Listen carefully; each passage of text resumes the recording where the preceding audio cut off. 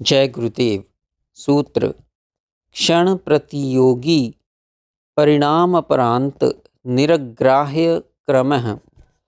प्रतिक्षण घटित होने वाली, आरंभ से अंत तक समाप्त होने वाली तथा ग्रहण की जाने अर्थात जानी जाने वाली परिवर्तन क्रिया को क्रम कहा जाता है। किसी भी वस्तु विशेष में गुणों का परिणाम प्रतिक्षण घटित होता रहता है। यह परिणाम आरंभ से अंत तक निरंतर चलता रहता है। आरंभ के क्षण को पूर्वांत तथा अंत के क्षण को अपरांत कहा जाता है। इस निरंतर घटित होने वाले परिणाम की निरंतरता को यहाँ क्रम कहा गया है। जैसे कहीं एक रस्सी बांध दी जाए तो वह उसी क्षण से ही गलना आरंभ हो जाती है। प्रति क्षण उसके गलने की क्रिया निरंतर चालू रहती है, किंतु उसका पता तब लगता है जब वह रस्सी गलकर टूट जाती है। अर्थात वस्तु में परिवर्तन प्रतिक्षण होने पर भी ज्ञान परिवर्तन की समाप्ति पर ही होता है। पहले यह क्रम जगदाभिमुखता अव्यक्त प्रकृति से आरंभ होकर शक्ति के प्रसव क्रम के अनुसार जगत का विस्तार होता चला गया, जो कि पुरुष के भोगार्थ था। जीव भोग में उलझा रहा, फिर योग मार्ग पर आरूढ़ होकर साधन के द्वारा उसने परिणाम क्रम को बहिर्मुखी से आत्माभिमुखी उलट दिया। तत्व अपने कारण में विलीन होते चले गए एवं अंततः दृश्य जगत अव्यक्त में विलीन हो गया। यहाँ अंत में एक बार पुनः इस बात की ओर पाठकों का ध्यान आकृष्ट करना आवश्यक जान पड़ता है कि समष्टि स्तर पर जगत पूर्ववत बना रहता है, किंतु व्यष्टि स्तर पर ही विलीन होता है। समष्टि स्तर के परिणामों का चित्त ज्ञान संचय भी नहीं करता, क्योंकि चित्त से शक्ति का तादात्म्य समाप्त हो जाने से वह कार्य रहित हो जाता है। एक बात और है, किसी वस्तु विशेष में गुणों तथा धर्मों के परिवर्तन के साथ काल प्रवाह का भी घनिष्ठ संबंध है। यदि जगत अभिमुख ना हो तो चित्त को काल प्रवाह का भी भान समाप्त हो जाता है। या तो पदार्थों में परिणाम क्रम तथा काल क्रम दोनों बने रहते हैं अथवा दोनों विलीन हो जाते हैं। सकल वृत्ति निरोध हो जाने अर्थात चित्त के पूर्णतः निरुद्ध हो जाने पर परिणाम प्रवाह तथा काल प्रवाह दोनों का ज्ञान बंद हो जाता है तथा साधक की अवस्था वहाँ जाकर टिक जाती है जहाँ ना परिणाम क्रम घटित होता है तथा ना ही काल प्रवाह बहता है। अर्थात आत्मा में इस दृश्य के दोनों प्रयोजन भोग एवं अपवर्ग दोनों पूर्ण हो जाते हैं। गुणों के परिणामों की समाप्ति तथा काल प्रवाह के रुक जाने पर साधक को कैवल्य की प्राप्ति हो जाती है, जिसका स्वरूप अगले तथा अंतिम सूत्र में वर्णन करते हैं। सूत्र पुरुषार्थ शून्यानाम गुणानाम प्रतिप्रसवः कैवल्यम स्वरूप प्रतिष्ठा वा चित्ती शक्ति इति।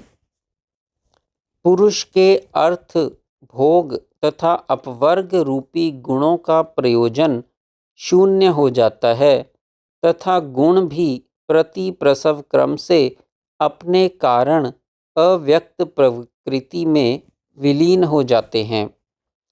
यही चित्ती शक्ति की कैवल्य अवस्था है।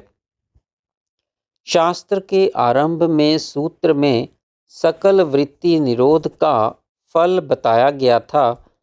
जैसी दृष्टा की अपने स्वरूप में अवस्था या स्थिति होती है। यहाँ उसी स्वरूप एवं स्थिति की व्याख्या कर दी गई है तथा उसी अवस्था को दूसरा नाम कैवल्य दिया गया है। पुरुषार्थ का सामान्य अर्थ उद्यम लिया जाता है, अर्थात कर्म में प्रवृत्त होना पुरुषार्थ है। इस दृष्टि से भी लौकिक एवं पारलौकिक जितने भी कर्तव्य कर्म थे सब पूरे कर लिए। अब कोई कर्तव्य शेष नहीं रहा, अर्थात कर्तव्य कर्तव्य अकर्तव्य बोध समाप्त हो गया। जब तक वासना एवं कामना युक्त वृत्तियां चित्त में उदय होती रहती हैं, जीव शुभ अथवा अशुभ वासना में कई प्रकार के शुभ अथवा अशुभ कर्म करता है। सभी संस्कारों, वासनाओं एवं क्लेशों के नष्ट हो जाने पर शुभ तथा अशुभ, पारमार्थिक तथा जागतिक सभी प्रकार के कर्म समाप्त हो जाते हैं। पुरुषार्थ का दूसरा अर्थ आध्यात्मिक है। जो भी कर्म अथवा साधन पुरुष के अर्थ अर्थात पुरुष की प्राप्ति के निमित्त किया जाए वही पुरुषार्थ है, अथवा जो भी कर्म अथवा साधन जीव को ऊपर उठाकर आत्म स्थिति में स्थापित करने का कारण बने वही पुरुषार्थ है। इस दृष्टि से चित्ती शक्ति के प्रति समर्पण भाव से युक्त होकर साधना करना पुरुषार्थ है। उसमें उसका अभिमान होता है तथा अभिमान सदैव ही पतन का कारण होता है। किंतु वास्तविक पुरुषार्थी जीव है ही नहीं। वह तो अपने चित्त में अभिमान लिए बैठा है।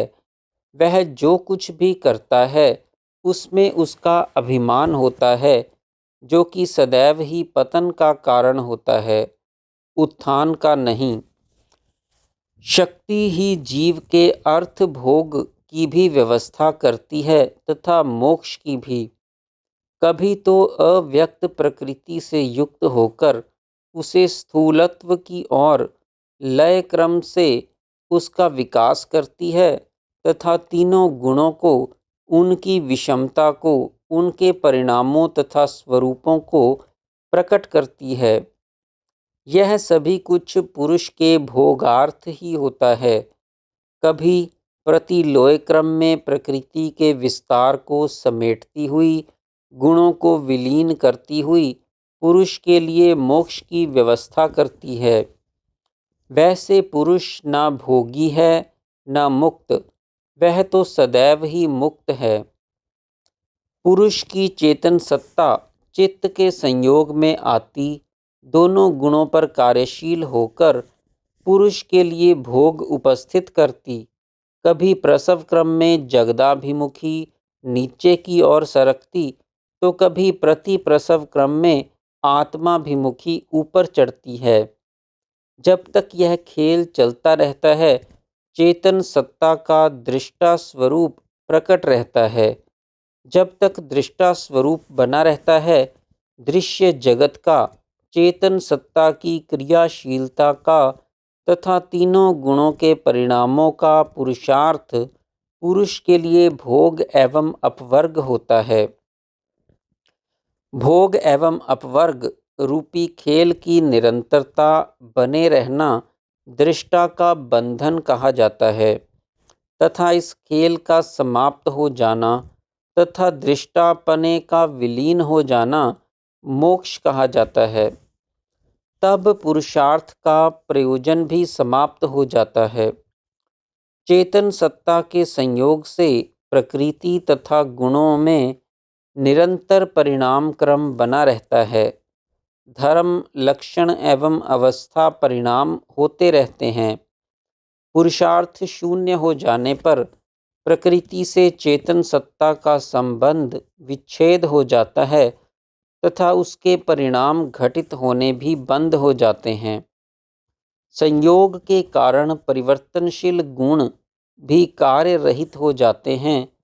या तो गुण परिवर्तनशील होते हैं या अपने कारण अव्यक्त में विलीन हो जाते हैं। चेतन सत्ता भी या तो प्रकट एवं कार्यशील होकर प्रकृति के संयोग में आती है या अपने कारण पुरुष में विलीन हो जाती है। तीनों गुणों की विषमता में गुण प्रसव क्रम बनाए रखते हैं। साधक प्रसव क्रम को उल्टा कर विषमता को समता की ओर मोड़ देता है। समावस्था हो जाने पर गुण अपनी परिवर्तनशीलता का त्याग कर देने पर शांत हो जाते हैं। जब तक उनका संयोग चेतन सत्ता से बना रहता है वे विषम रहते हैं। संयोग टूट जाने पर वे सम अवस्था में आ जाते हैं तथा अपने कारण मूल अव्यक्त प्रकृति में समा जाते हैं। उनका भी भोग एवं मोक्ष देने का पुरुषार्थ समाप्त हो जाता है। सारा खेल चेतन सत्ता तथा प्रकृति के संयोग में आने पर होता है। तभी चित्त में अविद्या होती है। चित्त में वृत्तियां उदय होकर जगत भासित होता है। तीनों गुण परिणामशील होते हैं। पुरुष अथवा चेतन सत्ता का दृष्टा स्वरूप प्रकट होता है। वृत्तियों के शांत हो जाने, तीनों गुणों की समावस्था होने पर मूल प्रकृति में लौट जाने, अविद्या के हट जाने पर चेत एवं चेतन सत्ता का तादात्म्य भी टूट जाता है। जड़ एवं चेतन की ग्रंथि खुल जाती है। चित्त के कार्य रहित हो जाने पर जगत का चित्त पर प्रतिबिंब पड़ना भी बंद हो जाता है। दृष्टापना पुरुष में वापस विलीन हो जाता है। केवल चेतन सत्ता ही शेष रह जाती है। यही चेतन सत्ता की कैवल्य अवस्था है। योग सिद्धांत के अनुसार जगत नित्य है, अनादि है।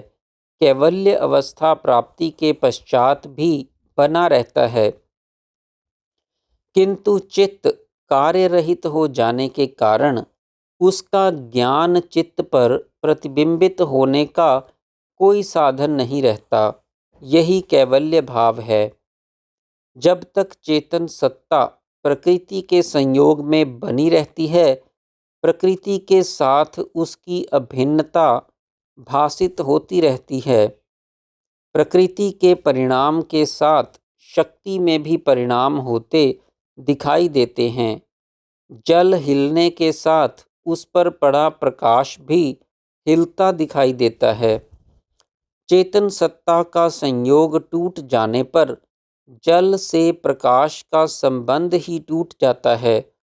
तब जल का हिलना भी बंद हो जाता है तथा प्रकाश के हिलने की कल्पना भी समाप्त हो जाती है। प्रकृति से हटकर केवल प्रकाश ही चेतन सत्ता अपने स्वरूप में स्थित होती है। इसे ही चेतन सत्ता की स्वरूप स्थिति कहा जाता है, अर्थात मुक्ति। चेतन सत्ता सदैव मुक्त है।